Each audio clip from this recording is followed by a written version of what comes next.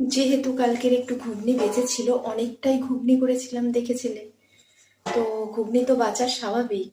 আমাদের পরিবারে যে দুজন মানুষ, সেই দুজনের থেকে মানে পরিমাণে অনেক বেশি হয়ে গেছিল।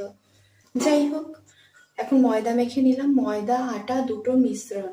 তার সাথে আরেকটা জিনিস রয়েছে, সেটা হলো একটা ডিম, আর একটু চিনি, আর একটু লবণ, আর তেল তো আছে, রিফাইন্ড অয়েল। তেল গরম হয়ে গেছে, এবার বেলি, ঝটপট ভেজে ফেলি। ঘুগনিটাও মাইক্রোতে দিয়েছি, ওটাও গরম হয়ে গেছে। শুধু আমিই খাবো, হয়তো বেশি হয়ে গেছে গোল্লাটা।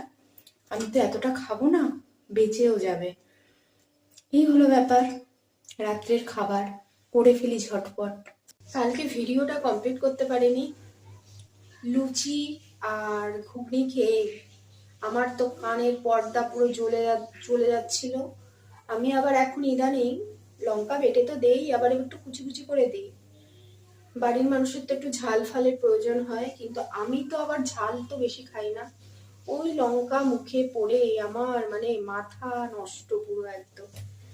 আর প্রচন্ড ঠান্ডা ছিল, ওই লঙ্কার জোরে মনে হচ্ছে আমার তখন আর ঠান্ডা ঠান্ডা কিছু লাগছে না। মানে এরকম দু চোখ নাক মুখ বেশ শুধু গড়গড় করে জল পড়ছে। এই হলো ব্যাপার।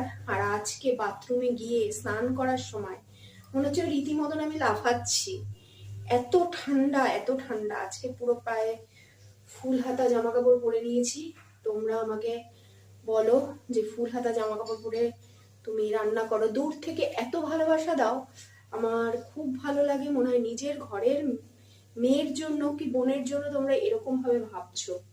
তো যাই হোক, আজকে একটা নতুন রেসিপি করব। এটা কি বলতো, পরের পরের এপিসোডে বলি।